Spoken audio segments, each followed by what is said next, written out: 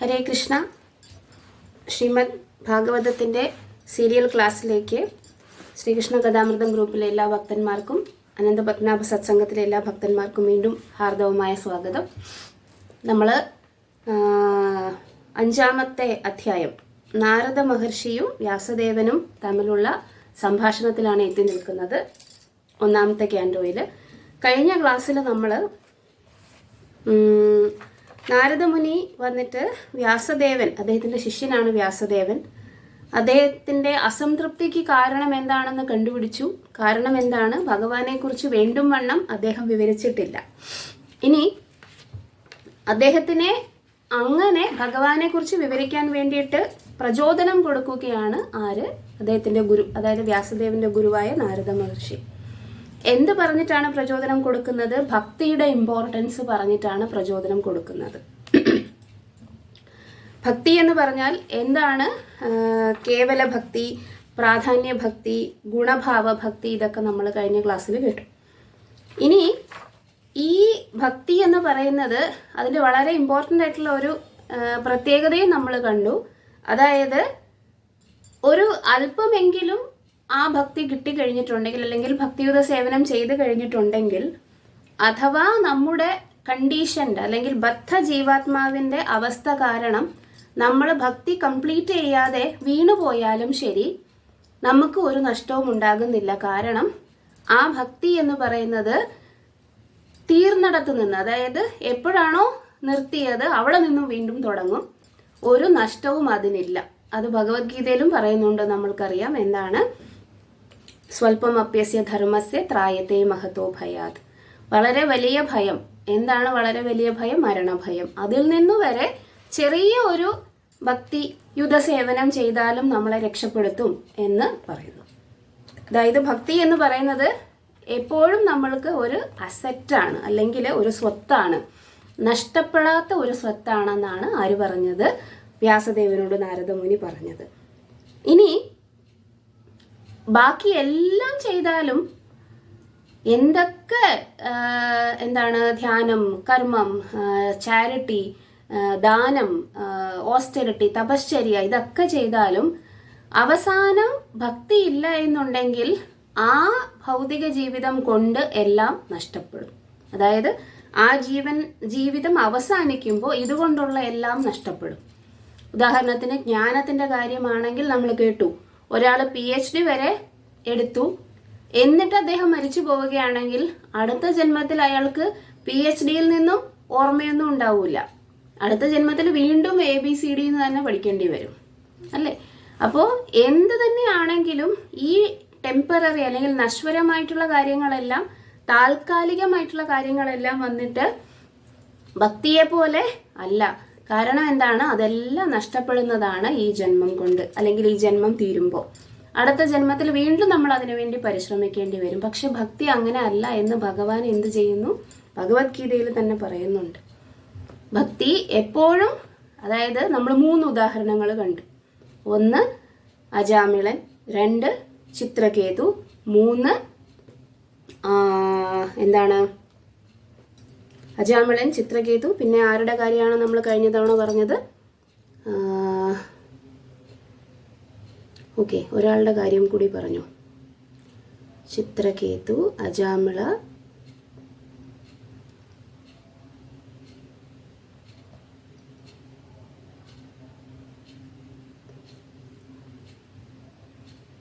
Okay, ആരാണെന്ന് ഞാൻ മറന്നുപോയി. ചിത്രകേതു, അജാമിളൻ, ഇവരുടെ കാര്യം പറഞ്ഞു നമ്മൾ. കാരണം ഈ ഭക്തി എന്ന് പറയുന്നത് അവരുടെ ആദ്യത്തെ കാലഘട്ടങ്ങളിൽ, അതായത് അവരുടെ തുടക്കകാലത്ത് നന്നായിട്ട് പ്രാക്ടീസ് ചെയ്തിരുന്ന ആൾക്കാർ, പക്ഷെ ഏതോ ഒരു കാര്യം കൊണ്ട് അതെന്ത് ചെയ്തിരിക്കുന്നു? അത് ഭരത മഹാരാജാവ്, അതെ, ഭരത മഹാരാജാവ്, അദ്ദേഹം എന്ത് ചെയ്തു? ഈ 3 പേരും തുടക്കത്തിൽ ഭക്തി പ്രാക്ടീസ് ചെയ്തു, വളരെ കാര്യമായിട്ട് തന്നെ പ്രാക്ടീസ് ചെയ്തു. പക്ഷെ അവരുടെ ഏതോ ഒരു പ്രത്യേക സാഹചര്യത്തിൽ അവരെ ഭക്തിയിൽ നിന്നും വീണുപോയി. പക്ഷേ അവരുടെ ഭക്തി നഷ്ടപ്പെട്ടില്ല. കാരണം എന്താണ്? അടുത്ത ജന്മത്തിൽ അവർക്ക് അവിടെ നിന്നും തിരികെ തുടങ്ങാനുള്ള സാഹചര്യമാണ് ഭഗവാൻ കൊടുക്കുന്നത്. എന്നിട്ട് അടുത്ത ജന്മങ്ങളിൽ തന്നെ ഇവരെന്ത് ചെയ്തു? ഭഗവാന്റെ അടുത്തേക്ക് തിരിച്ചു പോവുകയും ചെയ്തു. അങ്ങനെ ഭക്തിയെക്കുറിച്ച് വളരെ വിശിഷ്ടമായിട്ടുള്ള ഒരു കാര്യം നമ്മൾ 17ാമത്തെ ശ്ലോകത്തിൽ കേട്ടു. ഇനി 18ാമത്തെ ശ്ലോകത്തിൽ നമ്മൾ എന്താണ് കേട്ടത്? നമുക്ക് ഈ താൽക്കാലികമായിട്ട് കിട്ടുന്ന കാര്യങ്ങളെ പറ്റി ആലോചിച്ച് അതിനുവേണ്ടി പ്രയത്നിച്ച് സമയം കളയേണ്ട ഒരു കാര്യവുമില്ല. കാരണം ഇതൊക്കെ നമ്മളുടെ കർമ്മമനുസരിച്ച് സ്വാഭാവികമായിട്ടും വന്നു ചേരുന്നതാണ് എന്ന് കേട്ടു. ഉദാഹരണത്തിന്, നമ്മൾ ജനിക്കുമ്പോൾ നമ്മളുടെ കർമ്മം അനുസരിച്ച് ഇത്ര സമ്പത്ത് ഉണ്ടാവണം, ഇത്ര സൗന്ദര്യം ഉണ്ടാകണം, ഇത്ര വിദ്യാഭ്യാസം ഉണ്ടാകണം, ഇത്ര ഗുണങ്ങൾ ഉണ്ടാകണം. ഇതെല്ലാം വന്നിട്ട് നമ്മൾക്ക് ഡെസ്റ്റൈൻഡ് ആണ്, വിധിച്ചിട്ടുള്ളതാണ്.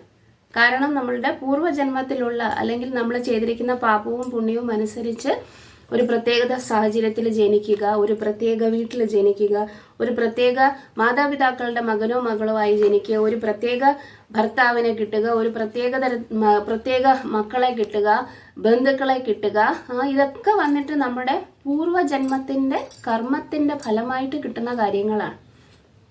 ഇത് നമ്മൾ യത്നിച്ചാലും ഇല്ലെങ്കിലും നമ്മൾക്ക് കിട്ടും. പക്ഷേ അതിനുവേണ്ടി അല്ല മനുഷ്യൻ യത്നിക്കേണ്ടത് എന്ന് നാരദ മഹർഷി വ്യാസദേവനോട് പറയുന്നു. ഈ 18ാമത്തെ ശ്ലോകത്തിൽ പറയുകയാണ്, വിജ്ഞാനികളായിട്ടുള്ള ആൾക്കാർ ഇങ്ങനെ കർമ്മം കൊണ്ട് കിട്ടുന്ന നശ്വരമായിട്ടുള്ള കാര്യങ്ങൾക്ക് വേണ്ടി നമ്മൾ പ്രയത്നിക്കേണ്ട ആവശ്യമില്ല. അത് സ്വാഭാവികമായിട്ടും തന്നെ വന്നു ചേരുന്നതാണ്. പക്ഷെ എന്തിനു വേണ്ടിയിട്ടാണ് മനുഷ്യജീവൻ കൊണ്ട് പ്രയത്നിക്കേണ്ടത്? ഈ 14 ലോകങ്ങളിലും അവൈലബിൾ അല്ലാത്ത ഒരു കാര്യത്തിന് വേണ്ടിയിട്ട്, ആത്മജ്ഞാനത്തിന് വേണ്ടിയിട്ടാണ് പ്രയത്നിക്കേണ്ടത്. ഇതാണ് നമ്മൾ കഴിഞ്ഞ ക്ലാസ്സിൽ കേട്ടത്.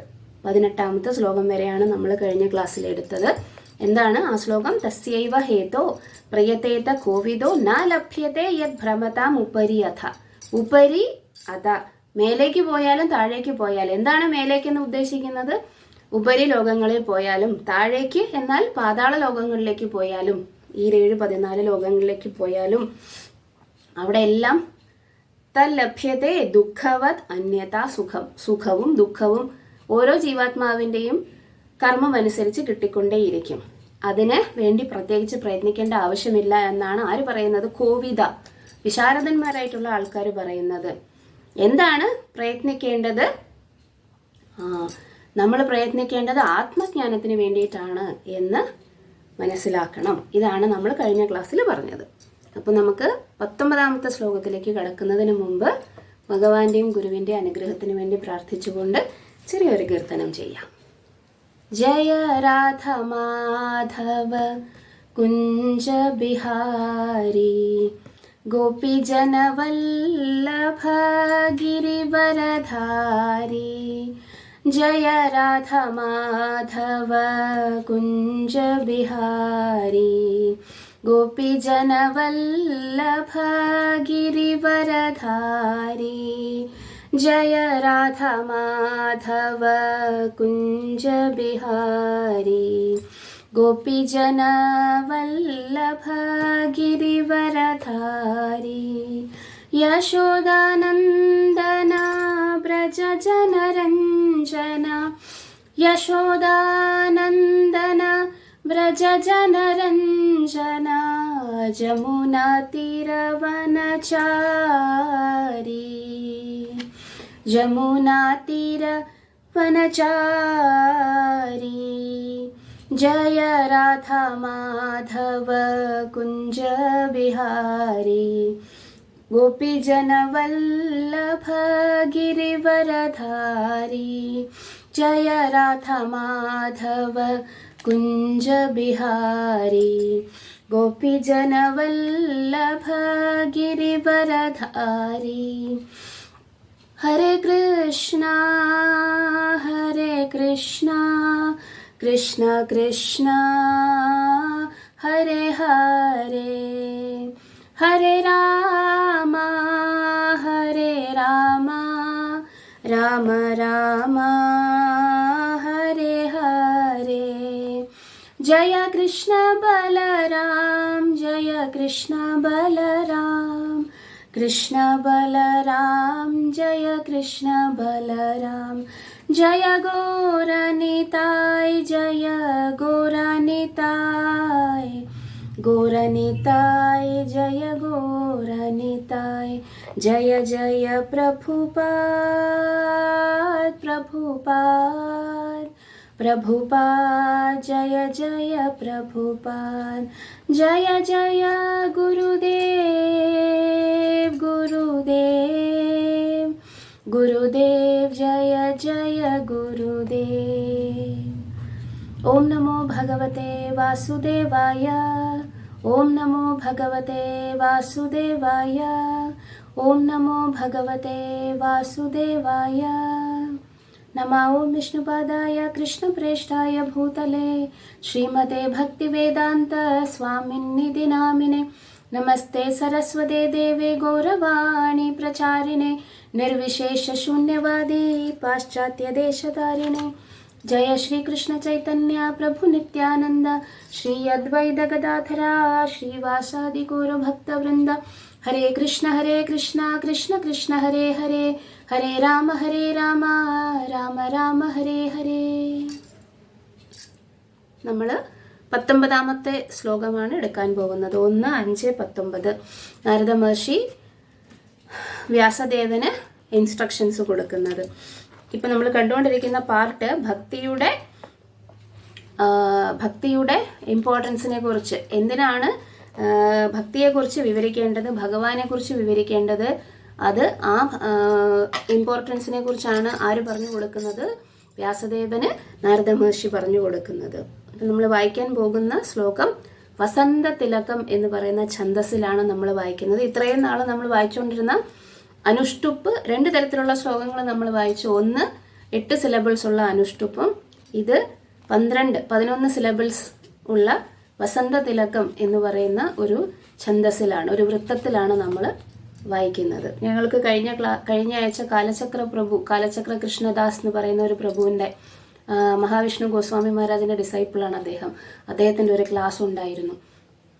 ഭാഗവതം എന്ന് പറയുന്നത് ശ്രീ വ്യാസദേവൻ വന്നിട്ട് എങ്ങനെയാണ് എഴുതിയത്?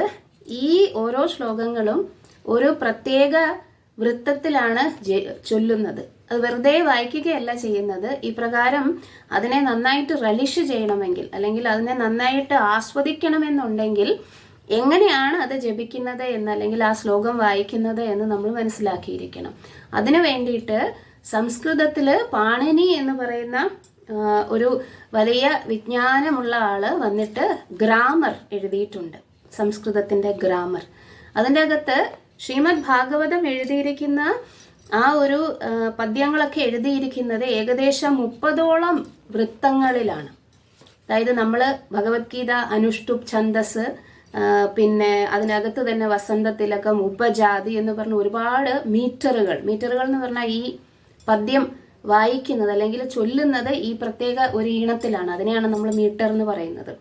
ഇത് വളരെയധികം കെയർഫുള്ളായിട്ട് നമ്മൾ പഠിച്ചു കഴിഞ്ഞിട്ടുണ്ടെങ്കിൽ എന്ത് സംഭവിക്കും? നമുക്ക് കൂടുതൽ ഭാഗവതത്തിനെ റലിഷ് ചെയ്യാൻ പറ്റും എന്നാണ് അദ്ദേഹം പറയുന്നത്. ശരിയാണ്. കാരണം നമ്മൾ ശ്രീമദ് ഭാഗവതം വായിക്കുമ്പോൾ നമ്മൾക്ക് മനസ്സിലാകണം എന്നുണ്ടെങ്കിൽ നമ്മൾ ഒന്നും വിടരുത്. അതായത് ശ്രീമദ് ഭാഗവതത്തിൻ്റെ സംസ്കൃത ശ്ലോകങ്ങളോ അതിൻ്റെ ശ്രീല പ്രഭുപാദ എഴുതിയിരിക്കുന്ന വേർഡ് ബൈ വേർഡ് ട്രാൻസ്ലേഷനോ അതിൻ്റെ ഫുൾ ട്രാൻസ്ലേഷനോ അതിൻ്റെ പർപ്പുറട്ടോ ഒന്നും വിടാതെ വായിക്കണം. എന്നാലേ നമുക്ക് ശ്രീമദ് ഭാഗവതത്തിനെ ആഴത്തിൽ മനസ്സിലാക്കാനും പഠിക്കാനും പറ്റുകയുള്ളൂ എന്നാണ് പറയുന്നത്.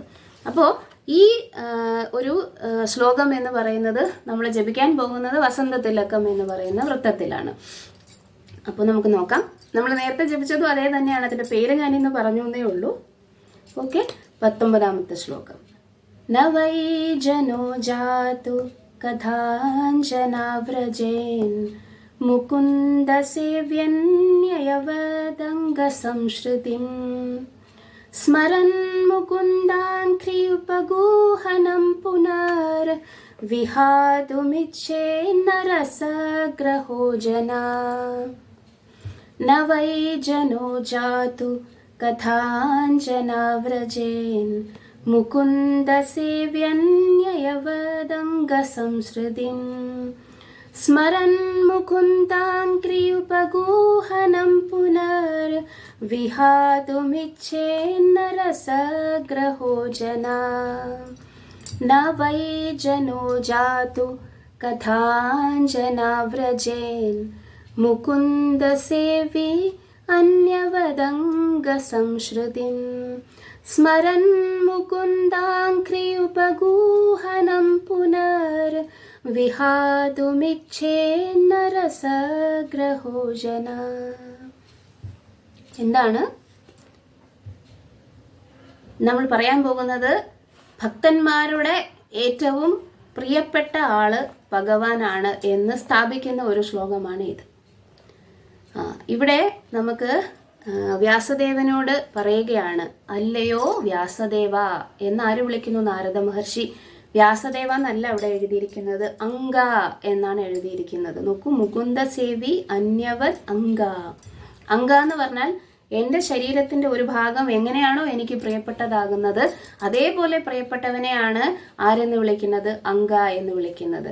ഇവിടെ ഈ സംഭാഷണം നടത്തുന്ന, ഇപ്പം നാരദ മഹർഷി വ്യാസദേവനോട് സംഭാഷണം, ശുഗദേവ ഗോസ്വാമി പരീക്ഷിത് മഹാരാജാവിനോടുള്ള സംഭാഷണം, വിതുരരും മൈത്രേയനും തമ്മിലുള്ള സംഭാഷണം, നാരദ മഹർഷിയും യുധിഷ്ഠിര മഹാരാജാവും തമ്മിലുള്ള സംഭാഷണം, പിന്നെ നൈമിഷാരണ്യത്തിലെ ഋഷിമാരും സൂത ഗോസ്വാമിയും തമ്മിലുള്ള സംഭാഷണം, ഇതിനകത്തെല്ലാം നമ്മൾ കേൾക്കുന്ന ഒരു വാക്കാണ് അംഗ എന്നുള്ളത്. അംഗ എന്നുള്ളത് ഒരു സംബോധനയാണ്. എന്താണ് ആ സംബോധനയുടെ പ്രത്യേകത? എൻ്റെ ശരീരത്തിൻ്റെ ഒരു അംശം പോലെ തന്നെ എനിക്ക് പ്രിയപ്പെട്ടവനാണ് നീ. അതുകൊണ്ട് അങ്ങനെ പ്രിയപ്പെട്ട ഒരാളോട് ആരും എന്ത് ചെയ്യുകയില്ല, അയാളെ തെറ്റിദ്ധരിപ്പിക്കാനുള്ള തരത്തിലോ അല്ലെങ്കിൽ അയാളെ ആശയക്കുഴപ്പത്തിലാക്കാനുള്ള തരത്തിലോ ഉള്ള കാര്യങ്ങളൊന്നും പറയുകയില്ല. അത്രയ്ക്ക് ഡിയർ ആയിട്ടുള്ള ആൾക്ക് ഏറ്റവും നല്ലത് മാത്രമേ പറഞ്ഞു കൊടുക്കുകയുള്ളൂ. അതാണ് ഇവിടെ അംഗ എന്ന വാക്കിന്റെ ഇമ്പോർട്ടൻസ്. അപ്പോൾ പറയുകയാണ്, അല്ലയോ വ്യാസദേവ അംഗ, എൻ്റെ ശരീരത്തിന്റെ ഒരു ഭാഗം പോലെ തന്നെ പ്രിയപ്പെട്ടവനെ എന്നാണ് പറയുന്നത്. എന്താണ് പറയുന്നത്? നവൈ ജനോ ജാതു കഥാഞ്ജന വ്രജേൻ. എന്താണ് കഥാഞ്ജന എന്ന് പറഞ്ഞാൽ? ഏതെങ്കിലും തരത്തിൽ ആര്? മുകുന്ദ സേവി, അതായത് മുകുന്ദനെ സേവിക്കുന്നവർ. ഏതെങ്കിലും തരത്തിൽ ആര്? മുകുന്ദനെ സേവിക്കുന്നവർ. അന്യവത് അംഗ സംസ്കൃതിം ന വൈ ജനോ ജാതു. എന്താണ്? അഥവാ നേരത്തെ പറഞ്ഞ ശ്ലോകത്തില് എന്താണ്? 18ാമത്തെ ശ്ലോകത്തിൽ നമ്മൾ കേട്ടത് എന്താണ്? ഈ ലോകത്തിലും ഉപരിലോകങ്ങളിലും അധോ ലോകങ്ങളിലും നിങ്ങൾ എവിടെയൊക്കെ പോയാലും നിങ്ങൾക്ക് എന്തുണ്ടാകും? സെൻസ് ഗ്രാറ്റിഫിക്കേഷൻ, ഇന്ദ്രിയ സന്ദർപ്പണത്തിനുള്ള കാര്യങ്ങളൊക്കെ ഉണ്ടാകും. പക്ഷേ ആത്മജ്ഞാനത്തിനുള്ളത് നേടുക എന്നുള്ളതാണ്, അല്ലെങ്കിൽ ആ ജ്ഞാനം നേടുക എന്നുള്ളതാണ് മനുഷ്യജന്മത്തിന്റെ ഇമ്പോർട്ടൻസ്. അങ്ങനെ ആത്മജ്ഞാനം നേടാൻ വേണ്ടി ആഗ്രഹിച്ചിരിക്കുന്ന ആൾക്കാർ, മുകുന്ദനെ സേവിക്കുന്ന ആൾക്കാർ, അഥവാ അവര് ആ സേവനത്തിന്റെ ഇടയിൽ വീണു പോയാലും എന്ത് പറ്റുന്നില്ല അവർക്ക്? മറ്റുള്ളവരെ പോലെ അവർ കഷ്ടപ്പെടുന്നില്ല. എന്താണ്? മറ്റുള്ളവരെ പോലെ കഷ്ടപ്പെടുന്നില്ല. കാരണം എന്താണ്? സ്മരൻ മുകുന്ദാഘ്രി. അവരെപ്പോഴും ഭഗവാന്റെ അഘ്രി പാദം അല്ലെ, മുകുന്ദന്റെ പാദത്തിനെ സ്മരിച്ചുകൊണ്ടേയിരിക്കുന്നത് കൊണ്ട് വേറെ ഒന്നും അവർക്ക് താല്പര്യമില്ല.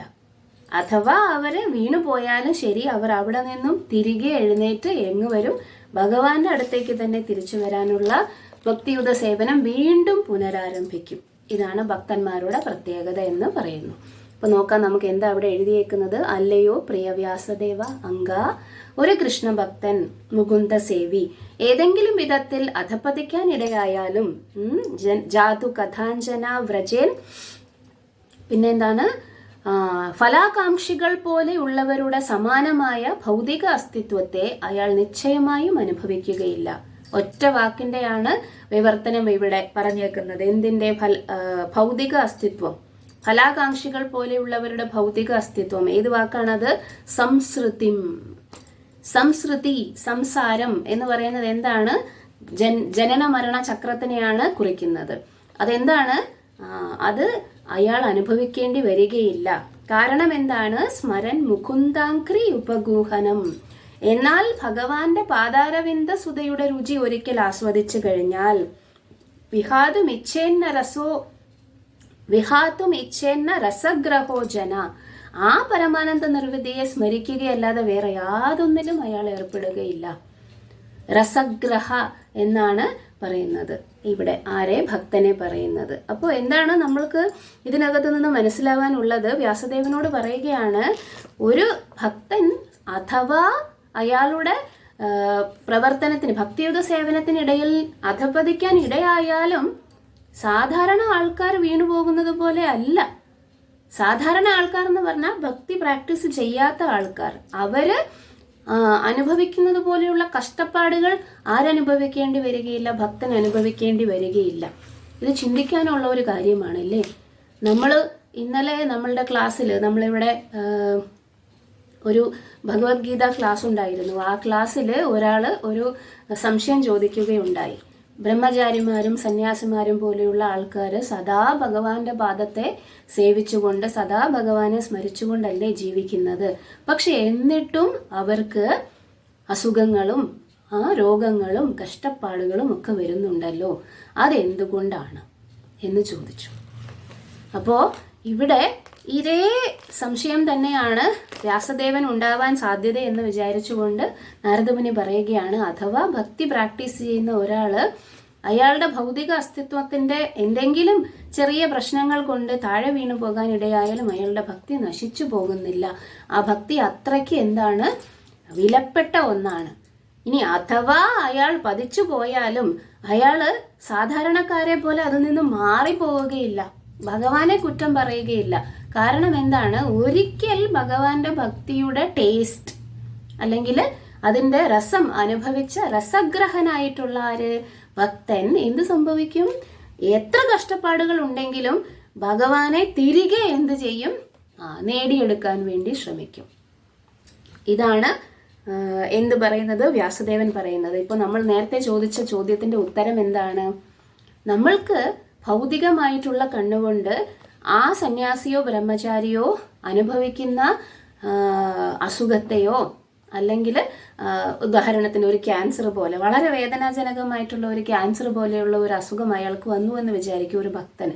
ആ ഭക്തനാണെങ്കിൽ നിശ്ചയമായും 24 മണിക്കൂറും ഭഗവാനെ എങ്ങനെ സേവിക്കണമെന്ന് വിചാരിച്ചിരിക്കുന്ന ആളായിരിക്കും. പക്ഷേ എങ്കിലും അയാൾക്ക് ഇങ്ങനെ ഒരു അവസ്ഥ വരുന്നത് പുറമേ നിന്ന് നോക്കുമ്പോൾ എന്താണ്, ഭഗവാനെ കുറ്റം പറയാനുള്ള ഒരു അവസരമാണ്. എന്താണ് ഇത്രയധികം ഭഗവാനെ ആരാധിച്ചിട്ടും കൂടി അദ്ദേഹത്തിന് ഇങ്ങനെ വന്നല്ലോ, പിന്നെ എന്തിനാണ് നമ്മൾ ഭഗവാനെ ആരാധിക്കുന്നത് എന്ന് പുറമേ നിന്ന് ആൾക്കാർ ചോദിക്കാം. പക്ഷേ ആ ഭക്തന്റെ കാഴ്ചപ്പാട് എന്താണ്? ആ ഭക്തന്റെ കാഴ്ചപ്പാട് എന്താണെന്ന് പറഞ്ഞാൽ, ഭൗതികമായിട്ട് കിട്ടുന്ന ഓരോ കാര്യങ്ങളും വന്നിട്ട് എൻ്റെ കർമ്മം കൊണ്ട് കിട്ടുന്നതാണ്. എന്താണ്, എനിക്ക് പൂർവജന്മകൃതം പാപം വ്യാധി രൂപേണ ജായത്തെ എന്നും ഭാഗവതത്തിൽ പറയും. എന്താണ് പൂർവജന്മകൃതം പാപം വ്യാധി രൂപേണ ജായത്തെ? നമ്മൾ നേരത്തെ ചെയ്തിരിക്കുന്ന കാര്യങ്ങൾ, അതിൻ്റെ തെറ്റായിട്ടുള്ള കാര്യങ്ങളുടെ ഫലമാണ് നമ്മൾക്ക് അസുഖമായിട്ടും കഷ്ടപ്പാടുകളും ഒക്കെ ആയിട്ട് വരുന്നത്. അത് എല്ലാ ജീവാത്മാക്കൾക്കും ഉണ്ടാകും.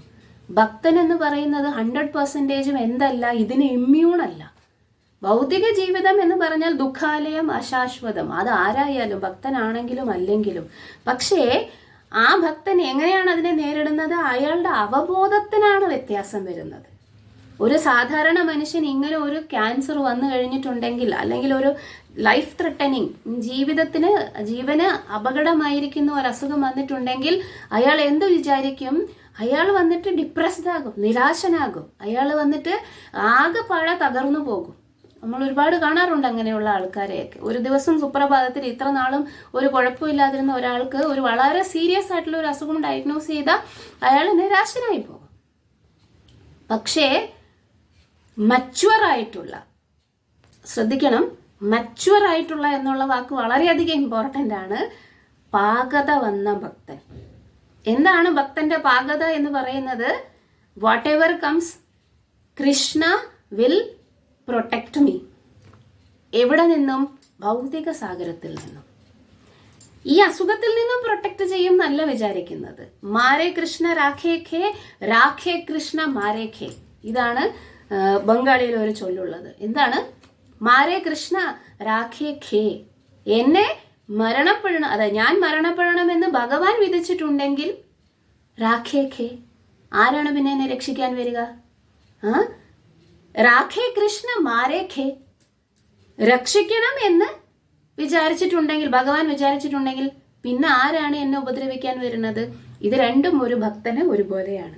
ശിക്ഷിച്ചാലും രക്ഷിച്ചാലും. എന്താണ് നമ്മൾ ചൈതന്യ ശിഷ്യാഷ്ടകത്തിൽ പാടും. എന്താണ് പറയുന്നത്?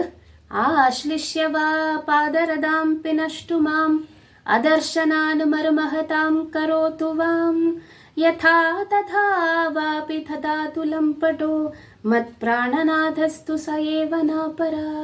ആര് പറയുന്നു? ചൈതന്യ മഹാപ്രഭു പറയുന്നു. എന്താണ്? അല്ലയോ കൃഷ്ണ, അങ്ങ് എന്നെ ആശ്ലിഷ്യവാ, എന്നെ ആശ്ലേഷിച്ചാലും, സ്നേഹത്തോടെ ആശ്ലേഷിച്ചാലും, പാദരഥാം പിനഷ്ടുമാം, കാലിൻ്റെ അടിയിലിട്ട് ചവിട്ടി അരച്ചാലും, അതെന്താണ്? ഏറ്റവും അങ്ങേയറ്റത്തെ സഫറിങ് ആണ്. ഇത് രണ്ടും ചെയ്താലും, ആശ്ലിഷ്യവാ പാദരഥാം പിനഷ്ടുമാം അദർശനാത് മർമഹതാം കരോതുവാം, എനിക്ക് മുന്നിൽ വരാതെ എവിടെയോ പോയിരുന്നാലും, ദർശനം തരാതെ എവിടെയോ പോയിരുന്നാലും, എന്താണ്? പാദരഥാം പുനഷ്ടുമാം അദർശനാത് മർമതാം കരോതുവാം യഥാ തഥാ വാപി തഥാതു ലംപടു. അല്ലയോ കൃഷ്ണ, എന്തൊക്കെ ആയാലും മത് പ്രാണനാഥസ്തു സയേവനാപര, അങ്ങല്ലാതെ എനിക്ക് വേറെ പ്രാണനാഥൻ ഇല്ല. ഇതാണ് എല്ലാ പാകത വന്ന ഭക്തന്മാരും ചിന്തിക്കുന്നത്. നമ്മളല്ല. നമ്മൾ അങ്ങനെ ഒരു അസുഖം വരുമ്പോൾ ചിലപ്പോൾ ഭഗവാനെ കുറ്റം പറയും. ഇത്ര നാൾ ഞാൻ ജപിച്ചിട്ടും എനിക്ക് ഇങ്ങനെയാണല്ലോ വന്നത് എന്നൊക്കെ മനസ്സിലെങ്കിലും വിചാരിക്കും. എത്ര സേവനം ഞാൻ ചെയ്തു, എത്ര നാമം ഞാൻ ജപിച്ചു, എന്നിട്ടും എൻ്റെ മകനോ മകൾക്കോ ഇങ്ങനൊരവസ്ഥ വന്നല്ലോ എന്ന് പറഞ്ഞ് നമ്മൾ ചിലപ്പോൾ ഭഗവാനെ കുറ്റം പറഞ്ഞേക്കാം. പാകത വന്ന ഭക്തൻ എന്നത് പ്രത്യേകിച്ചും പറയേണ്ടതാണ്. സീരിയസ് ആയിട്ട് ഭക്തിയുത സേവനം ചെയ്ത് അതിൽ പ്രോഗ്രസ് ചെയ്ത ഭക്തൻ എന്ത് ചെയ്യുകയില്ല? ഈ ഒരു അവസരത്തിൽ വിചാരിക്കുകയില്ല അത് എൻ്റെ കർമ്മം. ഇനി എന്താണ് പ്രത്യേകത?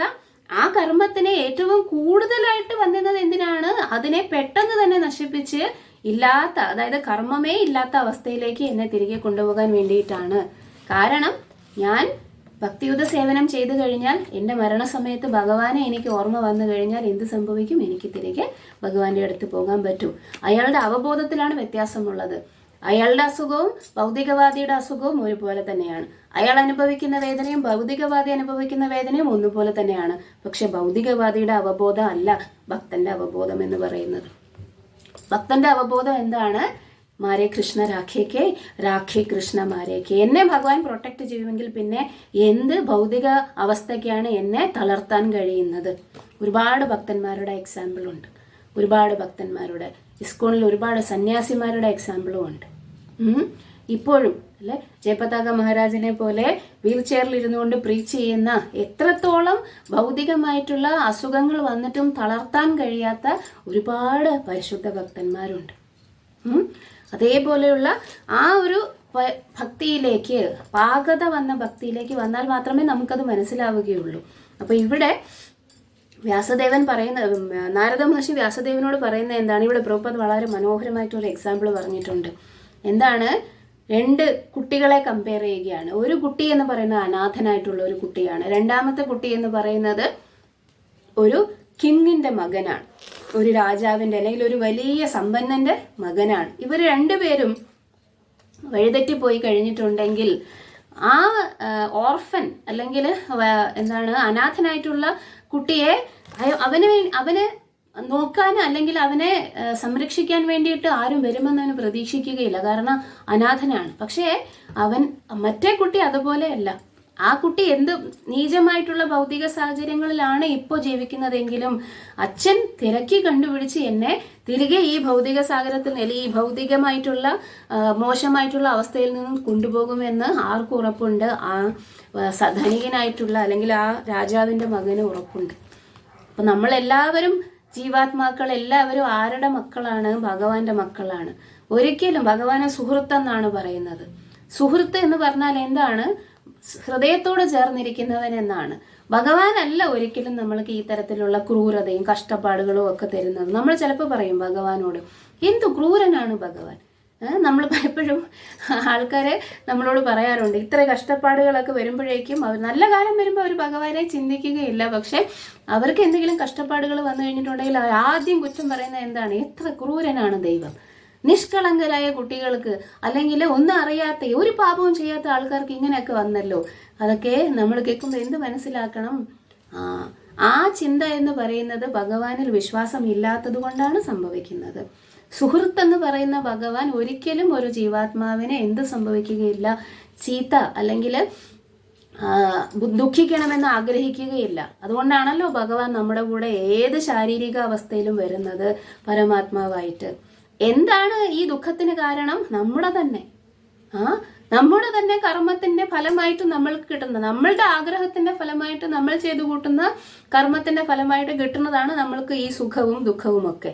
ഇത് നമ്മൾ തിരഞ്ഞെടുക്കുന്നതായിരുന്നു.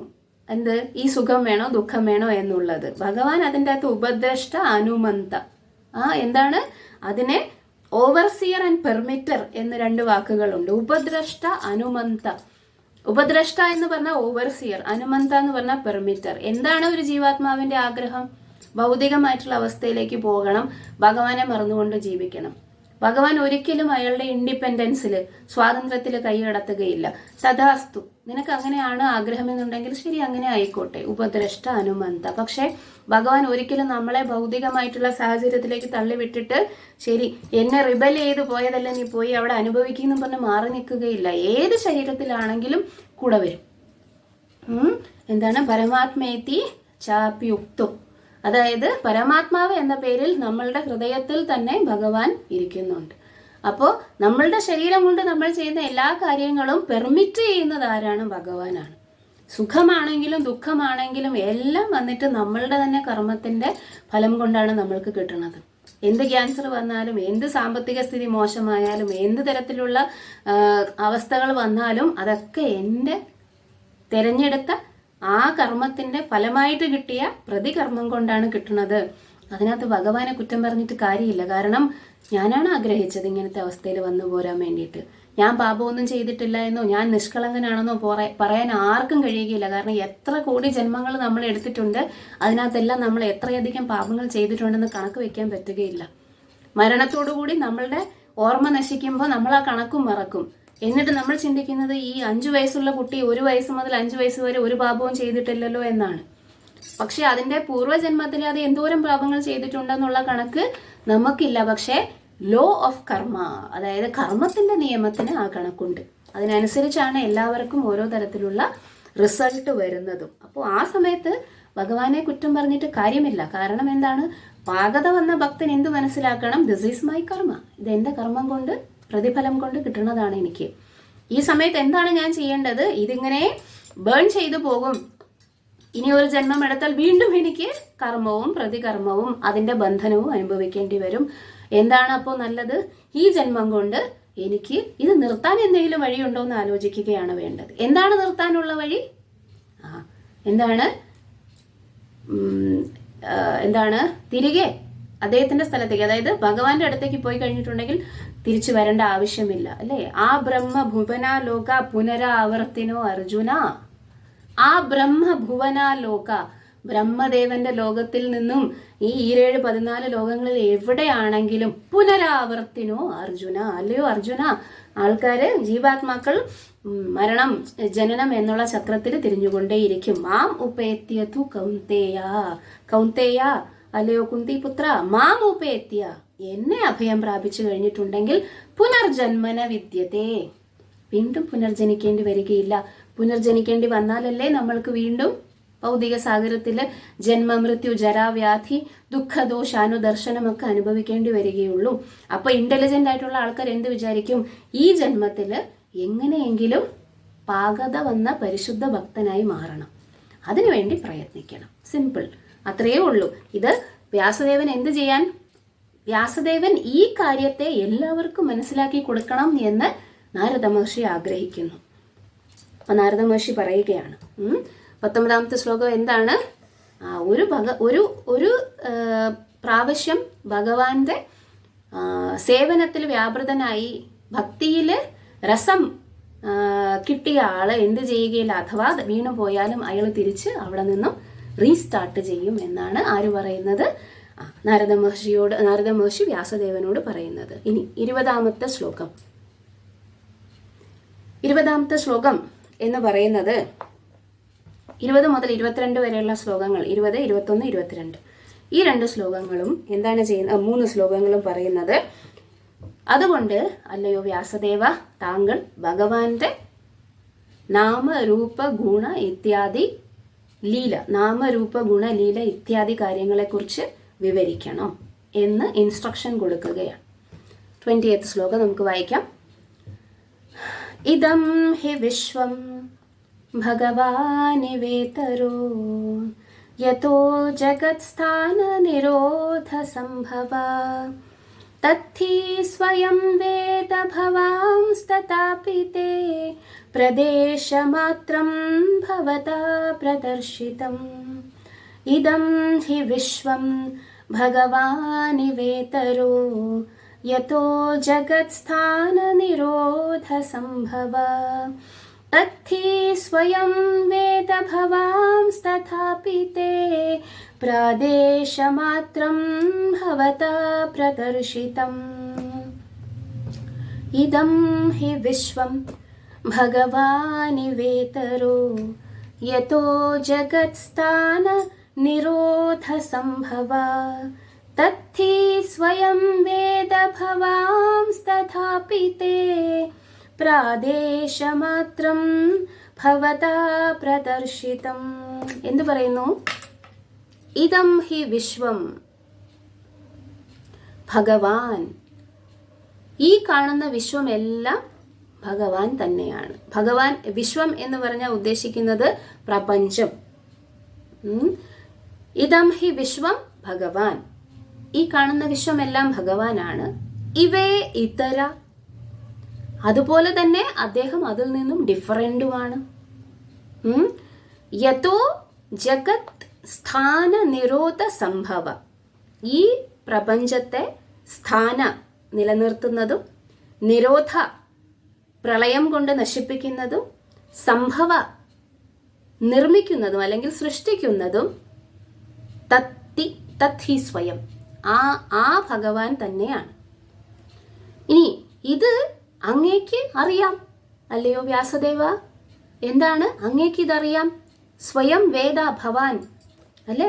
എന്താണ് സ്വയം വേദ ഭവാൻ? അങ്ങ് ഇതെല്ലാം അറിയുന്നു. കാരണം എന്താണ്? അദ്ദേഹം ഭഗവാന്റെ അംശാവതാരമാണ്. അതുകൊണ്ടാണ് നാരദമുനി അദ്ദേഹത്തോട് അങ്ങനെ പറയുന്നത്. സ്വന്തം ശിഷ്യനാണ് എങ്കിലും നാരദമുനി പറയുകയാണ്, ഇങ്ങനെ ഭഗവാൻ സൃഷ്ടിക്കുന്നതും നിലനിർത്തുന്നതും പ്രളയം കൊണ്ട് നശിപ്പിക്കുന്നതും വീണ്ടും പുനഃസൃഷ്ടിക്കുന്നതും എല്ലാം അങ്ങേക്കറിയാം. കാരണം എന്താണ്? അങ്ങ് ഭഗവാന്റെ അംശാവതാരം തന്നെയാണ്. അപ്പോ എന്താണ്, ഞാൻ ഈ പറഞ്ഞിരിക്കുന്ന കാര്യത്തെ, ഇതൊരു സിനോപ്സിസ് ആണ്, പ്രാദേശമാത്രം. പ്രാദേശമാത്രം എന്ന് പറഞ്ഞാൽ ചെറിയ ഒരു സംക്ഷിപ്തം എന്നാണ് അർത്ഥം. ഈ പറഞ്ഞിരിക്കുന്ന കാര്യം എന്താണ്? ഭഗവാന്റെ വിവിധ പ്രവർത്തനങ്ങളെ കുറിച്ച് ഒരു ചെറിയ സംക്ഷിപ്തമാണ് ഞാൻ തന്നിരിക്കുന്നത്. ഭവതാ പ്രദർശിതം. അങ്ങ് ഇനി അത് എക്സ്പ്ലെയിൻ ചെയ്തു, അതായത് വിശദീകരിക്കൂ എന്നാണ്. ഗുരു എന്താണ് പറയുന്നത് ശിഷ്യനോട്? ഞാൻ ഒരു ചെറിയ കാര്യം പറഞ്ഞു തരാം, ഇനി എന്ത് ചെയ്യണം? അങ്ങ് ഇതിനെ എക്സ്പ്ലെയിൻ ചെയ്യണം. ആർക്ക് വേണ്ടിയിട്ട്? ഭൗതിക ലോകത്തിലെ ജനങ്ങൾക്ക് കേൾക്കാനും പഠിക്കാനും വേണ്ടിയിട്ട് അതിനെ എക്സ്പ്ലെയിൻ ചെയ്യണം. എന്താണ് എക്സ്പ്ലെയിൻ ചെയ്യേണ്ടത്? ഇദം ഹി വിശ്വം ഭഗവാൻ ഇവേതരോ, ഈ വിശ്വം എന്ന് പറയുന്നത്, ഈ പ്രപഞ്ചം എന്ന് പറയുന്നത് ഭഗവാന്റെ ഒരു പ്രതിഫലനമാണ്, അല്ലെങ്കിൽ ഭഗവാന്റെ ഒരു സാക്ഷാത്കാരമാണ്. അല്ലെങ്കിൽ നമ്മൾ ഭഗവാനെ കാണുന്നത് രണ്ട് തരത്തിലാണ് എന്ന് ഇവിടെ വ്യാസദേവൻ പറയുന്നു. നമ്മൾ ഇംപേഴ്സണൽ, പേഴ്സണൽ, ഇങ്ങനെ രണ്ട് വിധത്തിൽ ഭഗവാനെ സാക്ഷാത്കരിക്കാമെന്ന് പറഞ്ഞിട്ടുണ്ട്. ഇംപേഴ്സണൽ എന്ന് പറഞ്ഞാൽ ഈ പ്രപഞ്ചം മുഴുവൻ വന്നിട്ട് നിലനിൽക്കുന്ന ആൾ ഭഗവാനാണ്, അതുകൊണ്ട് അദ്ദേഹത്തിന് രൂപമില്ല എന്ന് വിശ്വസിക്കുന്ന ആൾക്കാരാണ് ഇംപേഴ്സണലിസ്റ്റുകൾ എന്ന് പറയുന്നത്. ഭഗവാന് രൂപമില്ല എന്നുള്ളത്. പക്ഷേ ഭഗവാന് ഭൗതിക രൂപമില്ല എന്നുള്ളതാണ് സത്യം. ഭഗവാന് എന്തുണ്ട്? ആധ്യാത്മികമായിട്ടുള്ള സത്ത് ചിത്ത് ആനന്ദമായിട്ടുള്ള രൂപം ഉണ്ട്. അതാണ് വ്യക്തിഗതവാദികൾ അല്ലെങ്കിൽ പേഴ്സണലിസ്റ്റ് എന്ന് പറയുന്നത്. ഇവർ രണ്ടുപേരും ഭഗവാനെ തന്നെയാണ് മനസ്സിലാക്കുന്നത്, രണ്ട് തരത്തിലാണ് എന്നേ ഉള്ളൂ. നമുക്ക് നോക്കാം ഇതിനകത്ത് എന്താണ് വ്യാസദേവൻ പറഞ്ഞിരിക്കുന്നത്. നാരദ മഹർഷി പറയുന്നത്, ഈ വിശ്വപ്രപഞ്ചം സ്വയം പരമദിവ്യോത്തമ പുരുഷനായ ഭഗവാനാകുന്നു. അതെന്താണ്? ഇംപേഴ്സണലിസ്റ്റ് കൺസെപ്റ്റ്. എന്നിരുന്നാലും അതിൽ നിന്നും ഭഗവാൻ അകന്നു നിൽക്കുന്നു. ഭഗവാനിൽ നിന്ന് മാത്രമാണ് ഈ വിശ്വപ്രപഞ്ചം ഉത്ഭവിച്ചത്. ഭഗവാനിലാണ് ഇത് നിലകൊള്ളുന്നത്. സർവനാശത്തിന് ശേഷം ഭഗവാനിലാണ് ഇത് വിലയം പ്രാപിക്കുന്നത്. ഭവാന്, അതായത് അങ്ങേക്ക്, വ്യാസദേവന് ഇവയെക്കുറിച്ചെല്ലാം അറിവുള്ളതാണല്ലോ. ഞാനൊരു സംഗ്രഹം നൽകിയെന്നേ ഉള്ളൂ. ഇനി ഇതിനെ എക്സ്പാൻഡ് ചെയ്യുകയാണ് അങ്ങയുടെ കടമ. അതെ, അപ്പോൾ ഇവിടെ ഈ പർപ്പട്ടിൽ പ്രഭുപാദ് നമ്മൾക്ക് വേണ്ടിയിട്ട് 2 കൺസെപ്റ്റുകൾ, അതായത് പേഴ്സണലിസ്റ്റ് ആൻഡ് ഇംപേഴ്സണലിസ്റ്റ് കൺസെപ്റ്റിനെ കുറിച്ച് വിവരിക്കുന്നുണ്ട്. അതിനകത്ത് വളരെ ഇമ്പോർട്ടൻ്റ് ആയിട്ട് ഒരു കാര്യം എന്ന് പറയുന്നത്, ഈ കാണുന്നതെല്ലാം ഭഗവാനാണ് എന്നുള്ളത് ശരിയാണ്. പക്ഷേ അത് മാത്രമാണ് ഭഗവാൻ എന്നുള്ളത് തെറ്റാണ്, അല്ലേ? അതായത് ഈ പ്രപഞ്ചത്തിലുള്ളതെല്ലാം ഈശ്വരൻ്റെ അംശങ്ങളാണ്. പക്ഷേ അതുകൊണ്ട് ഈശ്വരന് രൂപമില്ല എന്ന് പറയുന്നതിൽ അർത്ഥമില്ല. കാരണം ഈശ്വരന് സത്ത് ചിത്ത് ആനന്ദ വിഗ്രഹം എന്നുള്ള രൂപമുണ്ട് എന്ന് വേദങ്ങളിൽ പറയും, അല്ലേ? സച്ചിത് ആനന്ദ വിഗ്രഹ എന്ന് പറയും. ഈശ്വര പരമ കൃഷ്ണ സച്ചിത് ആനന്ദ വിഗ്രഹ അനാദിർ ആദിർ ഗോവിന്ദ സർവകാരണ കാരണം ബ്രഹ്മസംഹിത, അല്ലേ? അപ്പൊ എന്താണ് ഇവിടെ പറയുന്നത്?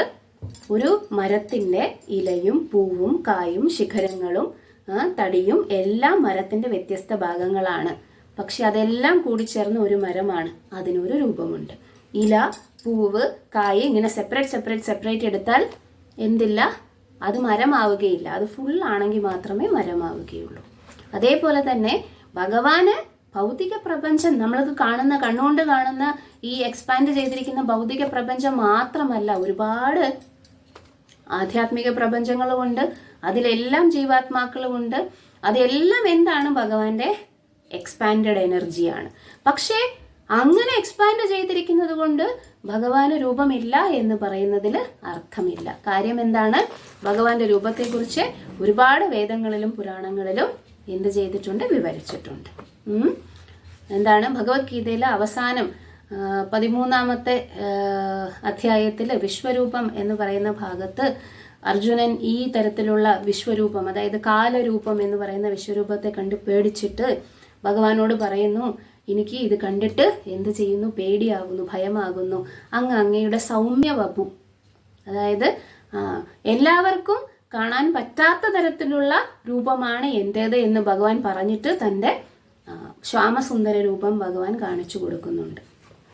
ആദ്യം 4-handed വിഷ്ണു ഫോം, അത് കഴിഞ്ഞിട്ട് ത്രിഭംഗ ശ്യാമ സുന്ദര രൂപം, ത്രിഭംഗ ലളിത ശ്യാമ സുന്ദര രൂപം വന്നിട്ട് കാണിച്ചു കൊടുക്കുന്നുണ്ട്. എന്നിട്ട് ഭഗവാൻ പറയുന്നുണ്ട്, ഞാൻ ഈ കാണിച്ചിരിക്കുന്ന എൻ്റെ സൗമ്യ വപു എന്ന് പറയുന്നത് അങ്ങനെ എല്ലാവർക്കും കാണാൻ പറ്റുന്നതല്ല, അല്ലെങ്കിൽ അത് എൻ്റെ രൂപമാണ് എന്നുള്ളത് എല്ലാവർക്കും മനസ്സിലാക്കാൻ പറ്റുന്നതല്ല.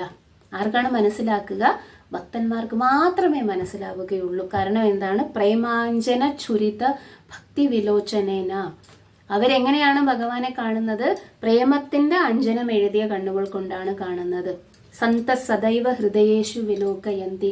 എല്ലാവരുടെയും ഹൃദയത്തിൽ എപ്പോഴും വിലസിക്കുന്ന ഭഗവാനെ വന്നിട്ട് ഭക്തന്മാർ പ്രേമാഞ്ജനം എഴുതിയ കണ്ണുകൾ കൊണ്ട് കാണും. ഭൗതികവാദികൾക്ക് ആ കാഴ്ചയില്ല. അതുകൊണ്ടാണ് അവർ പറയുന്നത് അരൂപിയാണ് ഭഗവാൻ, അല്ലെങ്കിൽ അങ്ങനെ ഒരു ഭഗവാനേ ഇല്ല, ഈ കാണുന്നതെല്ലാം വന്നിട്ട് അദ്ദേഹത്തിന്റെ സെപ്പറേറ്റഡ് എനർജി ആണെന്ന് പറയുന്നു. ശരിയാണ്, ഭഗവാൻ പറയുന്നുണ്ട്, this is my separated energy. എന്താണ് പറയുന്നത്? സർവം ഖലു ഇതം ബ്രഹ്മ, അതായത് ഈ കാണുന്നതെല്ലാം ബ്രഹ്മനാണ് എന്ന്. അതെ, ശരിയാണ്. പക്ഷെ അത് മാത്രമല്ല ഭഗവാൻ. അത് കഴിഞ്ഞിട്ടും അദ്ദേഹത്തിന് ഒരു ശ്യാമസുന്ദര രൂപമുണ്ട്. എന്താണ്? വേണും ഗുണന്തമരവിന്ദദലായതാക്ഷം ബർഹാവതം സമസിതാംബുദസുന്ദരാംഗം കന്ദർപകോട്ടികമനീയ വിശേഷശോഭം ഗോവിന്ദമാദിപുരുഷം തമഹം ഭജാമി. എന്താണ്? ആദിപുരുഷനായ ഗോവിന്ദൻ എങ്ങനെയാണ് എന്ന് ബ്രഹ്മദേവൻ വർണ്ണിക്കുന്നു ബ്രഹ്മസംഹിതയിൽ. അപ്പോൾ ഭഗവാൻ പറയുന്നത് ഇതെല്ലാം എൻ്റെ സെപ്പറേറ്റ് എനർജി തന്നെയാണ്. ഇവിടെ വ്യാസദേവനോട് നാരദ മഹർഷി പറയുന്നത് ഇതാണ്, എന്താണ് ഈ കാണുന്ന വിശ്വമെല്ലാം ഭഗവാന്റെ തന്നെയാണ്. അതിൽ സൃഷ്ടിക്കുന്നതും നിലനിർത്തുന്നതും നശിപ്പിച്ചു കഴിഞ്ഞിട്ട് അവസാനം അത് വിലയം പ്രാപിക്കുന്നത് എല്ലാം ഭഗവാനിലാണ്. ഇതൊക്കെ അങ്ങേക്ക് അറിയാം. ഇനി എങ്ങനെയാണ് ഇതൊക്കെ സംഭവിക്കുന്നത് എന്ന് ഡീറ്റെയിൽഡ് ആയിട്ട് ഞാനിപ്പോൾ ചെറുതായിട്ട് ഈ പറഞ്ഞ ഒരു ചെറിയ വാക്കിൽ പറഞ്ഞത് അങ്ങ് വിവരിച്ചു കൊടുക്കണം. എന്തിനാണ്? ആൾക്കാർക്ക് മനസ്സിലാകാൻ വേണ്ടിയിട്ട്. എല്ലാ ആൾക്കാരും ചിന്തിക്കും ഈ കാണുന്ന പ്രപഞ്ചം മുഴുവൻ ഈശ്വരൻ നിറഞ്ഞു നിൽക്കുന്നത് കൊണ്ട് ഈശ്വരന് പ്രത്യേകിച്ച് രൂപമില്ല എന്നല്ല. ഈശ്വരന്റെ നാമം, രൂപം, ഗുണം, ലീല ഇതെല്ലാം അങ്ങ് വർണ്ണിക്കണം. കാരണം അവർക്ക് മനസ്സിലാവാൻ വേണ്ടിയിട്ട് എന്നാണ് വ്യാസദേവനോട് നാരദ മഹർഷി പറയുന്നത്. So, he is further advised by Sri Narada to expand this idea so that the entrapped conditioned souls may take lessons from him to understand the Supreme Lord as the primeval cause. ഇനി നമുക്ക് അടുത്ത ശ്ലോകത്തിലേക്ക് കടക്കാം. അടുത്ത ശ്ലോകം 21ാമത്തെ ശ്ലോകം എന്ന് പറയുന്നത്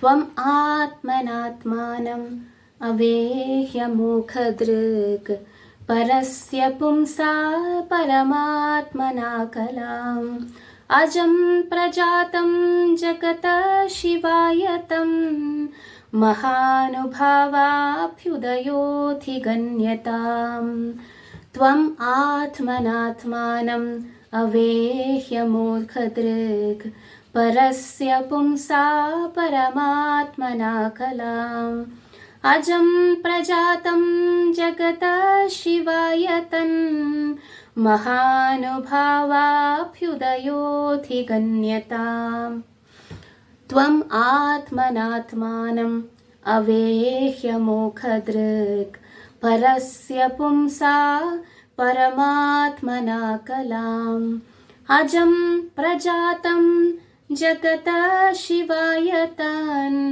മഹാനുഭാവാഭ്യുദയോധിഗണ്യതാം. എന്തു പറയുന്നു? അല്ലയോ വ്യാസദേവ, ത്വം അങ്ങ് ആത്മന ആത്മാനം പരമദിവ്യോത്തമ പുരുഷന്റെ അംശമാകയാൽ you are the super soul എന്നാണ് ആര് പറയുന്നത്? വ്യാസദേവനോട് നാരദ മഹർഷി പറയുന്നത്. വ്യാസദേവൻ ആരാണ്? നോക്കൂ, അമോഘദൃക്. അമോഘദൃക് എന്ന് പറഞ്ഞാൽ ദോഷദൃക് അല്ലെങ്കിൽ ദോഷം കണ്ടുപിടിക്കുന്ന ആൾ. അങ്ങനെ ഒരു എന്താണ്, അങ്ങനെ ഒരു സ്വഭാവം അങ്ങേക്കില്ല. എല്ലാവരിലും നന്മ കാണുന്നവനാണ് അങ്ങ്. പരസ്യ പുംസാം പരമാത്മന കലാം. ആരാണ് പുംസ? പരസ്യ പുംസ പരമദിവ്യോത്തമ പുരുഷൻ. പരമാത്മന അദ്ദേഹം തന്നെ പരമദിവ്യോത്തമ പുരുഷൻ. കല ഏതേച്ച അംശ കല, ഇത് നമ്മൾ നേരത്തെ കേട്ടിട്ടുള്ള ശ്ലോകമാണ് അല്ലെ. ഏതേച്ച അംശ കല പുംസ കൃഷ്ണസ്തു ഭഗവാൻ സ്വയം ഇന്ദ്രാരി വ്യാകുലം ലോകം മൃഡയന്തി യുഗേ യുഗേ. അതിനകത്ത് കല എന്നതിന്റെ അംശം എന്തായിരുന്നു? അർത്ഥം എന്തായിരുന്നു? ഏതേച്ച അംശ കല പുംസ. നേരത്തെ കുറെ അവതാരങ്ങളെ കുറിച്ച് പറഞ്ഞിരുന്നില്ലേ? കപിലമുനി, പിന്നെ എന്താണ് ഋഷഭദേവൻ, പൃഥു മഹാരാജാവ്, ഒരുപാട് നാരദ മഹർഷി, സനത്കുമാരന്മാര്, മത്സ്യം, കൂർമ്മം, വരാഹം, ഇതെല്ലാം പറഞ്ഞു. എന്നിട്ട് അവസാനം പറയുകയാണ് ഏത് ശ്ലോകം? ആ ശ്ലോകത്തിൽ പറഞ്ഞ എന്താണ്? ഏതേച്ച അംശ കലാ പുംസാം. ഈ പറഞ്ഞ അവതാരങ്ങളെല്ലാം ഭഗവാന്റെ അംശമോ കലയോ ആണ്. അംശത്തിൻ്റെയോ അംശമാണ് കല എന്ന് പറയുന്നത്. അംശകല പുംസ കൃഷ്ണസ്തു ഭഗവാൻ സ്വയം. പക്ഷേ സ്വയം ഭഗവാനാണ് കൃഷ്ണൻ അല്ലെ. അപ്പൊ ഇവിടെ അതേപോലെ തന്നെ കലാം എന്നതിന്റെ അർത്ഥം എന്താണ്? വ്യാസദേവൻ ആ പരമദിവ്യോത്തമ പുരുഷന്റെ എക്സ്പാൻഷൻ ആണ് എന്നാണ്. ആർക്ക്? അത് നാരദ മഹർഷിക്ക് അറിയാം. അതുകൊണ്ട് പറയുകയാണ്, ത്വം ആത്മാന ആത്മാനം അവേഹി അമൂഖദൃക് പരസ്യ പുംസ പരമാത്മന കലാം. കലാം അതായത് അങ്ങ് അംശ അവതാരമാണ്. അജം ഭഗവാന്റെ അംശമായതുകൊണ്ട് തന്നെ അങ്ങേക്ക് ജനനം എടുക്കേണ്ട ആവശ്യമില്ല. പക്ഷെ പ്രജാതം അങ്ങ് ജനനം എടുത്തിരിക്കുന്നു. എന്തുകൊണ്ട്? ജഗത ശിവായതൻ, ജഗത്തിന് ശിവായ. ശിവ എന്ന് പറഞ്ഞാൽ എന്താണ്? മംഗളകരമായത്. എന്ത് മംഗളകരമായത്? ജഗത്തിന് മംഗളകരമാകാൻ വേണ്ടിയിട്ടാണ് അങ്ങ് ജനിച്ചിരിക്കുന്നത്. അങ്ങേക്ക് ജനനം എടുക്കേണ്ട ആവശ്യമില്ല. വ്യാസദേവ, അങ്ങ് സാധാരണ ആളല്ല. എന്താണ്? അങ്ങ് ഭഗവാന്റെ അംശമാണ്. അങ്ങേക്ക് ജനനം എടുക്കേണ്ട ആവശ്യമില്ല. പക്ഷെ അങ്ങ് എന്ത് ചെയ്തിരിക്കുന്നു? ജനനം എടുത്തിരിക്കുന്നു ഒരു പ്രത്യേക സാഹചര്യത്തിൽ. എന്തിന്? ജഗത ശിവായതൻ. ഇവിടെ ലോകത്തിന് മംഗളകരമായ കാര്യം. മഹാനുഭാവ, അങ്ങ് മഹാനുഭാവനാണ്. മഹാനുഭാവ അഭ്യുദയോ അധിഗണ്യതാം. എന്താണ്? ഏറ്റവും വിവിഡായിട്ട് അല്ലെങ്കിൽ വ്യക്തമായിട്ട് ക്ലിയർ ആയിട്ട് എന്ത് ചെയ്യണം? മഹാനുഭാവ അഭ്യുദയോ. അഭ്യുദയ എന്ന് പറഞ്ഞാൽ ലീലകൾ. മഹാനുഭാവ എന്ന് ഇവിടെ പറയുന്നത് പരമദിവ്യോത്തമ പുരുഷനെയാണ്. എന്തിനാണ്? ജഗത് ശിവായതൻ. ലോകത്തിന് മംഗളകരമാകാൻ വേണ്ടിയാണ് അങ്ങ് ജനിച്ചിരിക്കുന്നത്. എങ്ങനെയാണ് അങ്ങ് ലോകത്തിന് മംഗളകരമാകാൻ പോകുന്നത്? മഹാനുഭാവ അഭ്യുദയോ അധിഗണ്യത. മഹാനുഭാവ പരമദിവ്യോത്തമ പുരുഷൻ, അഭ്യുദയ പാസ്റ്റ് ടൈംസ്, അധിഗണ്യതാം ഡിസ്ക്രൈബ് മോസ്റ്റ് വിവിഡ്ലി. എന്താണ്? സ്പഷ്ടമായിട്ട് അതിവിപുലമായിട്ട് വിശദമാക്കുക. അധിഗണ്യത. അങ്ങേക്ക് പരിപൂർണ ദൃഷ്ടിയാണുള്ളത്. ഭഗവാന്റെ പൂർണ്ണാംശമായി അവതരിക്കയാൽ അങ്ങേക്ക് സ്വയം പരമദിവ്യോത്തമ പുരുഷനെ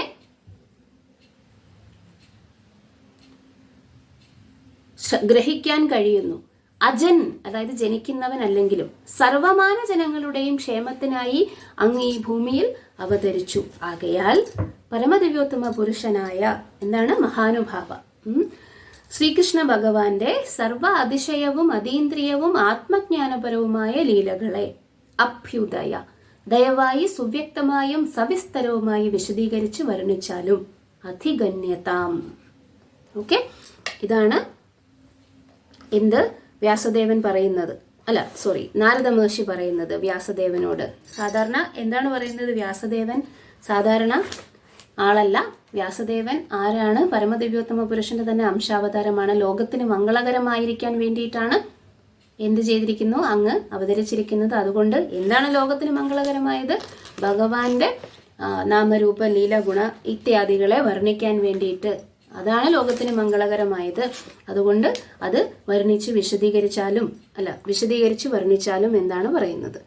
ഇവിടെ പ്രഭുപാദ പറയുന്നു, വ്യാസദേവൻ എന്ന് പറയുന്നത് നാരദ മഹർഷിയിൽ നിന്നും ഇത് കേട്ട് അത് മനസ്സിലാക്കാൻ അതിൻ്റെ ആവശ്യമില്ല. കാരണം വ്യാസദേവൻ ഓൾറെഡി ജ്ഞാനിയാണ്.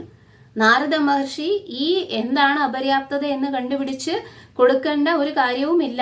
പക്ഷേ ഭൗതിക ലോകത്തിൽ ജനിച്ചതിനാൽ സാധാരണ ജനങ്ങൾക്ക് ഒരു ഉദാഹരണമായിട്ട് വർത്തിക്കാൻ വേണ്ടിയിട്ട് ഈ പറയുന്ന അവതാരങ്ങളെല്ലാം വന്നിട്ട് എന്ത് ചെയ്യും? ഗുരുവിനെ സ്വീകരിക്കും. അവർ ഭഗവാൻ ആയാലും ശരി, എന്ത് ചെയ്യും? ഗുരുവിനെ സ്വീകരിക്കും. നിങ്ങൾ രാമായണത്തിൽ ബാലകാണ്ഡത്തിൽ വസിഷ്ഠ മുനിയുടെ അടുത്ത് ദശരഥ മഹാരാജാവ് തൻ്റെ 4 പുത്രന്മാരെയും കൊണ്ടുചെന്നാക്കും. അവർക്ക് 5 വയസ്സാകുമ്പോൾ ദശരഥ മഹാരാജാവ് വസിഷ്ഠ മുനിയുടെ ആശ്രമത്തിൽ അവരെ ഗുരുകുലത്തിൽ കൊണ്ടുചെന്നാക്കും. അപ്പോൾ ദശരഥ മഹാരാജാവ് പറയും, ഈ 5 വർഷം വളരെ ഒരുപാട് നാൾ കാത്തിരുന്നതിന് ശേഷമാണ് എനിക്ക് രാമൻ ജനിക്കുന്നത്. രാമനെ 5 വയസ്സ് വരെ കണ്ടിട്ടും എനിക്ക് മതിയാകുന്നില്ല. കാരണം എന്താണ്? ഓരോരോ പ്രാവശ്യം ഓരോരോ വയസ്സിലും ഞാൻ രാമനെ കാണുമ്പോൾ ഇതാണ് അവൻ്റെ ഏറ്റവും ഉത്തമമായ പ്രായം എന്ന് ഞാൻ വിചാരിക്കും. പക്ഷെ വീണ്ടും അവൻ വളരുമ്പോൾ അതിനേക്കാട്ടിലും സന്തോഷമാണ് അവൻ എനിക്ക് തരുന്നത്. അതുകൊണ്ട് ഈ വിദ്യാഭ്യാസ കാലഘട്ടം എനിക്ക് കാണണമെന്ന ആഗ്രഹമുണ്ട്. അതുകൊണ്ട് എന്നെ കൂടി ഇവിടെ താമസിക്കാൻ വേണ്ടി അനുവദിക്കണം എന്ന് വസിഷ്ഠ മഹർഷിയോട് ദശരഥ മഹാരാജാവ് പറഞ്ഞു. വസിഷ്ഠ മഹർഷി നോ എന്ന് പറഞ്ഞു. എന്താണ് വസിഷ്ഠ മഹർഷി പറയുന്നത്? അല്ലയോ രാജാവേ, അങ്ങ് ചക്രവർത്തിയാണ്. അങ്ങൊരു പിതാവ് മാത്രമല്ല, അങ്ങേക്ക് രാജാവിൻ്റെ ജോലികൾ ചെയ്യാനുണ്ട്. മാത്രമല്ല ഈ പുത്രന്മാരെന്ന് പറയുന്നത് ഗുരുകുല വിദ്യാഭ്യാസം, അതായത് ബന്ധുജനങ്ങളിൽ നിന്നും അകന്ന് ഗുരുവിൻ്റെ കീഴിൽ വന്നിട്ട് എന്ത് ചെയ്യുക? വിദ്യ അഭ്യസിക്കേണ്ട സമയമാണ്. അതുകൊണ്ട് ഇത് സാധ്യമല്ല. അങ്ങേ ഇവിടുന്ന് ദയവായിട്ട് പോകണം എന്ന് പറഞ്ഞ് ദശരഥ മഹാരാജാവിനെ മടക്കി അയച്ചു. ഇനി അവിടെ രാമായണത്തിൽ വിവരിക്കുന്നത് എന്താണ്? അതിനുശേഷം ഈ 4 കുമാരന്മാരെയും വലം വച്ചിട്ട് വസിഷ്ഠ മുനി രാമനോട് പറയുന്നു, എനിക്ക് കിട്ടിയിരിക്കുന്ന വിജ്ഞാനം എന്ന് പറയുന്നത് എല്ലാം അങ്ങയുടെ കയ്യിൽ നിന്ന് കിട്ടിയതാണ്. ഇത് ഗംഗയിലെ ജലമെടുത്ത് ഗംഗയ്ക്ക് എങ്ങനെയാണോ സമർപ്പിക്കുന്നത് അതുപോലെയാണ് ഞാൻ അങ്ങേക്ക് പകർന്നു തരാൻ പോകുന്നത്. അങ്ങേക്ക് ഇതിന്റെ ആവശ്യമൊന്നുമില്ല. അതായത് എൻ്റെ അടുത്ത് നിന്ന് വിദ്യ അഭ്യസിക്കേണ്ട ആവശ്യം അങ്ങേക്കില്ല. കാരണം എന്താണ്? അങ്ങ് സർവജ്ഞാനിയാണ്. കാരണം ഈ ജ്ഞാനമെല്ലാം എനിക്ക് കിട്ടിയത് എവിടെ നിന്നാണ്? അങ്ങയിൽ നിന്ന് തന്നെയാണ് എനിക്ക് കിട്ടിയിരിക്കുന്നത്. പക്ഷേ എൻ്റെ ഡ്യൂട്ടി, കടമ നിർവഹിക്കാൻ വേണ്ടിയിട്ട് ഗംഗയിൽ നിന്ന് ഗംഗയ്ക്ക് കൊടുക്കാൻ വേണ്ടിയിട്ട് എന്താണ് നമുക്ക് ഒരു ഓഫറിംഗ് ഉള്ളത്? ഗംഗയിലെ ജലം തന്നെ എടുത്തിട്ട് ഗംഗയിലേക്ക് തന്നെ കൊടുക്കുകയാണ് ചെയ്യുന്നത്. കാരണം അതിനേക്കാളും പരിശുദ്ധമായിട്ടുള്ള ഒന്നും നമുക്ക് ഓഫർ ചെയ്യാനില്ല ഗംഗയ്ക്ക്. അപ്പോൾ വസിഷ്ഠമുനി എന്നിട്ട് ഈ 4 കുമാരന്മാരെയും ഫലം വെച്ച് ഇങ്ങനെ പ്രാർത്ഥിക്കുന്നു. നോക്കൂ, അവിടെ എന്തിനാണ് രാമൻ ഗുരുകുല വിദ്യാഭ്യാസത്തിനും വിശ്വാമിത്രന്റെയും വസിഷ്ഠൻ മുനിയുടെയും ഒക്കെ കീഴിൽ വന്നിട്ട് ശിഷ്യനായി പ്രവർത്തിക്കുന്നത്? ലോകത്തിന്, ജനങ്ങൾക്ക് എന്ത് ചെയ്യാൻ വേണ്ടിയിട്ട്? ഉദാഹരണം കാണിക്കാൻ വേണ്ടിയിട്ട്. യത് യത് ആചരതി ശ്രേഷ്ഠ തത് തത് ഏവേ ഇതരോ ജന. അതായത് ശ്രേഷ്ഠന്മാരായിട്ടുള്ള ആൾക്കാർ എന്തൊക്കെ കാണിക്കുന്നുവോ അതിനനുസരിച്ച് സാധാരണ ജനങ്ങളും അതിനെ പിൻപറ്റും, അതായത് അതിനെ അനുകരിക്കും. അതുവേണ്ടിയിട്ടാണ്. കാരണം ഇവിടെ വ്യാസദേവന് നാരദ മഹർഷിയുടെ കയ്യിൽ നിന്നും ജ്ഞാനം സ്വീകരിക്കേണ്ട ആവശ്യമില്ല. കാരണം വ്യാസദേവൻ എന്ന് പറയുന്നത് പരമദിവ്യോത്തമ പുരുഷനായ ഭഗവാന്റെ അംശാവതാരമാണ്. അദ്ദേഹത്തിന് വ്യാസദേവന്റെ ഗുരു എന്ന രീതിയിൽ നാരദ മഹർഷി വർത്തിക്കുന്നത് എന്തിനാണ്? രാമന്റെ ഗുരുവായി വസിഷ്ഠമുനി വർത്തിക്കുന്നത് എന്തിനാണ്? ഭഗവാൻ കൃഷ്ണന്റെയും ബലരാമന്റെയും ഗുരുവായി സാന്ദീപനി മുനി വർത്തിക്കുന്നത് എന്തിനാണ്? ഇതെല്ലാം ചൈതന്യ മഹാപ്രഭുവിന്റെ ഗുരുവായി ഈശ്വരപുരി വർത്തിക്കുന്നത് എന്തിനാണ്? ഇതെല്ലാം വന്നിട്ട് ലോകത്തിന് ഉദാഹരണത്തിന് വേണ്ടിയിട്ടാണ്. So although their transcendental nature, they were cognizant of all knowledge in order to direct people in general to the lotus feet of Lord Sri Krishna. He himself in the incarnation of Vyasadeva is delineating the transcendental pastimes of the Lord. അപ്പോൾ അദ്ദേഹത്തോട് പറയുകയാണ്, നാരദ മഹർഷി പറയുകയാണ്, അങ്ങ് ഇതിനെ വിശദീകരിച്ച് വർണ്ണിക്കണം. ഇനി അടുത്ത ശ്ലോകം, 22ാമത്തെ ശ്ലോകം എന്ന് പറയുന്നത്, ഈ ഭക്തി കൊണ്ട് കിട്ടുന്നത് ബാക്കി ഒന്നുകൊണ്ടും കിട്ടൂല എന്ന് പറഞ്ഞ് നാരദ മഹർഷി നിർത്തുന്നു. ഇതിനു ശേഷം നാരദ മഹർഷി വേറൊരു ഭാഗത്തിലേക്കാണ് കിടക്കുന്നത്. അതിന്റെ ഉദാഹരണം ഞാനാണ് എന്ന് നാരദ മഹർഷി പറയുന്നു. ഭക്തിയെക്കുറിച്ചല്ല ഇത്രയും നേരം നമ്മൾ പറഞ്ഞത്. 17 മുതൽ 22 വരെ ശ്ലോകങ്ങളിൽ ഭക്തിയുടെ പ്രത്യേകത, എന്തിനാണ് ഭക്തിയെക്കുറിച്ച് പറയേണ്ടത്? അല്ലയോ വ്യാസദേവ, കാരണം ഭക്തിക്ക് ഇന്ന പ്രത്യേകതകളുണ്ട്. No loss all fall down, അതായത് പതിച്ചാലും പ്രത്യേകിച്ച് നഷ്ടമൊന്നുമില്ല. 2, ഏറ്റവും റയർ ആയതിനെയാണ് നമ്മൾ പ്രയത്നിക്കേണ്ടത്. സാധാരണ കിട്ടുന്ന സെൻസ് ഗ്രാറ്റിഫിക്കേഷൻ പോലെയുള്ള കാര്യങ്ങൾ എല്ലാവർക്കും കിട്ടും. അതിനുവേണ്ടിയല്ല നമ്മൾ പ്രയത്നിക്കേണ്ടത്, ഭക്തിക്ക് വേണ്ടിയാണ് പ്രവർത്തിക്കേണ്ടത്.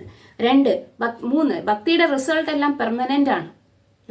അതായത് അഥവാ ഫോൾ ഡൗൺ ആണെങ്കിലും അയാൾക്ക് തിരികെ ആ ഭക്തിയിൽ തന്നെ തിരിച്ചു വരാൻ, അല്ലെങ്കിൽ ഭഗവാന്റെ അടുത്ത് എത്താനുള്ള എല്ലാ സാധ്യതയും ഉണ്ട്. അല്ലെങ്കിൽ എല്ലാ തരത്തിലുള്ള കാര്യങ്ങളും ഭഗവാൻ തന്നെ ചെയ്യും. ഇനി 4, അതുകൊണ്ട് അല്ലയോ വ്യാസദേവ, ഞാൻ പറഞ്ഞിരിക്കുന്ന ഈ കാര്യങ്ങളെ അങ്ങ് വിശദമായിട്ട് വർണ്ണിക്കൂ.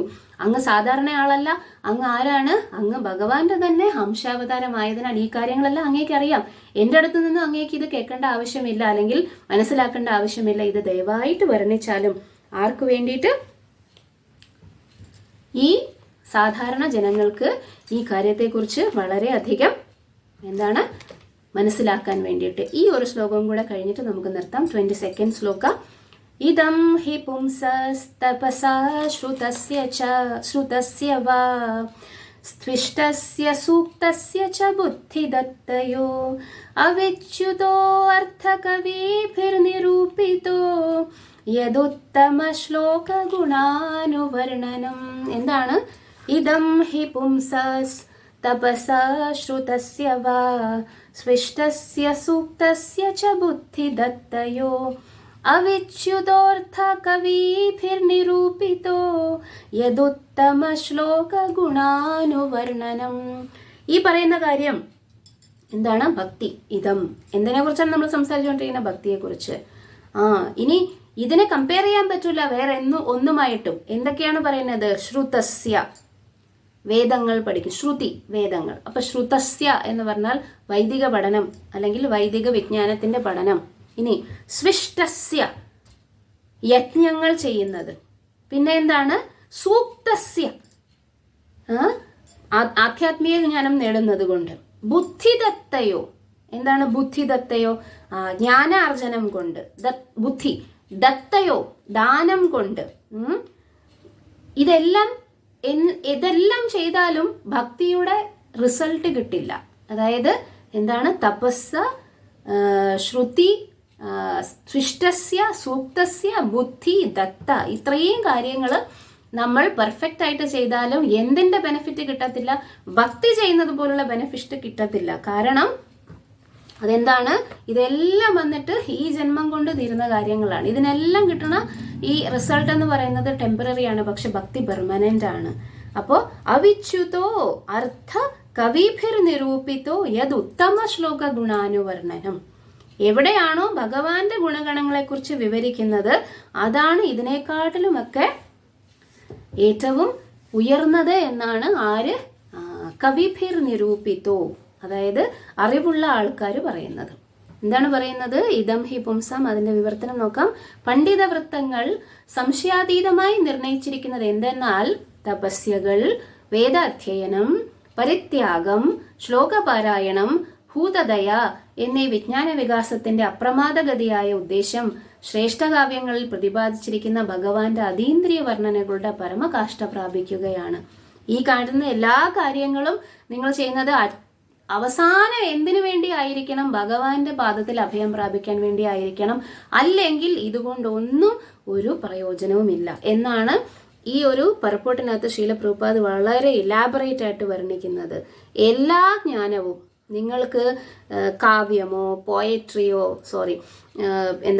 എഴുത്തോ പിന്നെ ചിത്രരചനയോ ജ്ഞാനമോ സയന്റിഫിക് നോളജോ എന്ത് തരത്തിലുള്ള കാര്യങ്ങൾ വേണം, ദാനമോ എന്ത് വേണമെങ്കിലും ചെയ്യാം. പക്ഷെ അതെല്ലാം എന്തിനു വേണ്ടി ചെയ്യാം? ഭഗവാനെ പ്രകീർത്തിക്കാൻ വേണ്ടി ഉപയോഗിച്ചാൽ മാത്രമേ അതുകൊണ്ട് പ്രയോജനമുള്ളൂ. അല്ലെങ്കിൽ അതുകൊണ്ട് ഈ ജന്മത്തിൽ ഉള്ള ആ ഒരു പ്രവർത്തനങ്ങളെല്ലാം നമ്മളുടെ മരണത്തോടു കൂടി അവസാനിക്കും. പക്ഷെ ഭക്തി എന്ന് പറയുന്നത് വളരെ ചെറിയതായിട്ട് ചെയ്താൽ പോലും വളരെ വലിയതായിട്ടുള്ള റിസൾട്ടാണ് നമ്മൾക്ക് തരാൻ പോകുന്നത്.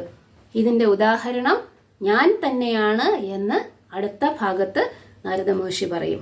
23ാമത്തെ ശ്ലോകം മുതൽ നാരദ മഹർഷി ഇതിന്റെ ഉദാഹരണം, അതായത് ഈ ഭക്തി അല്ലെങ്കിൽ ഭക്തിയുത സേവനം എന്ന് പറയുന്നത് ഒരിക്കലും നശിക്കുകയില്ല എന്നതിന്റെ ഏറ്റവും ഉത്തമ ഉദാഹരണം ഞാനാണ് വ്യാസദേവ എന്ന് സ്വന്തം എക്സാമ്പിൾ വെച്ചിട്ട് നാരദ മഹർഷി പറയുന്നതാണ് അടുത്ത ഭാഗത്തിൽ. അത് നമ്മൾക്ക് അടുത്ത ആഴ്ച കേൾക്കാം. ഹരേ കൃഷ്ണ.